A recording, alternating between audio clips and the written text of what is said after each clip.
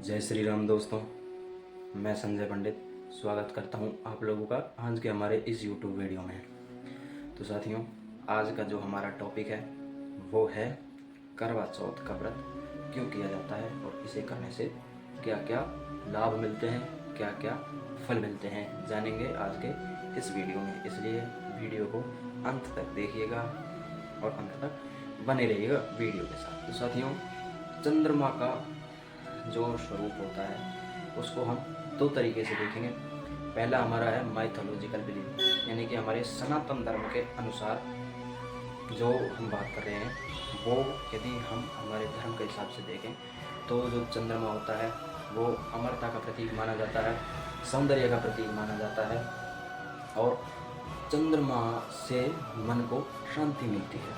इसलिए स्त्रियां इस व्रत को करती हैं ताकि उनके पति की आयु लंबी हो, उनको सौंदर्य से संपन्न जीवन मिल सके, उनका मन हमेशा शांत रह सके।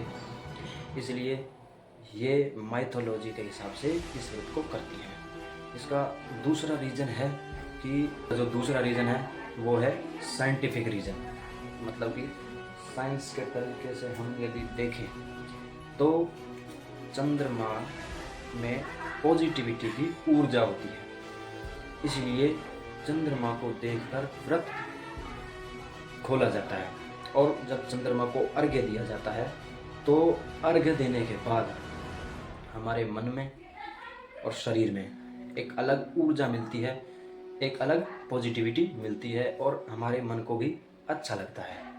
और साथ ही साथ साइंस के हिसाब से यदि हम देखें तो पूरे दिन का उपवास हमारे पूरे शरीर को डिटॉक्स करता है।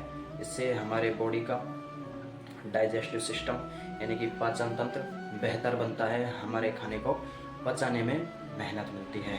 इसलिए ये व्रत करवा चौथ का माइथोलॉजी के हिसाब से और साइंस के हिसाब से, दोनों के हिसाब से ही बेहतर और उत्तम व्रत है।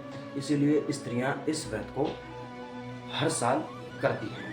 इसके ऊपर एक कहानी भी है कि माता पार्वती ने भगवान शंकर को पाने के लिए कठोर तपस्या की और आज के दिन ही उन्होंने भगवान शंकर के लिए यह व्रत रखा और भगवान शंकर उन्हें मिले थे।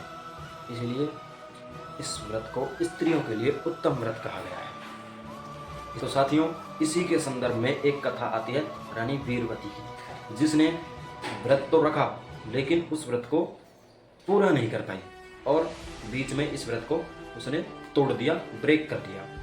तो उसके पति की आगे चल के मृत्यु हो गई।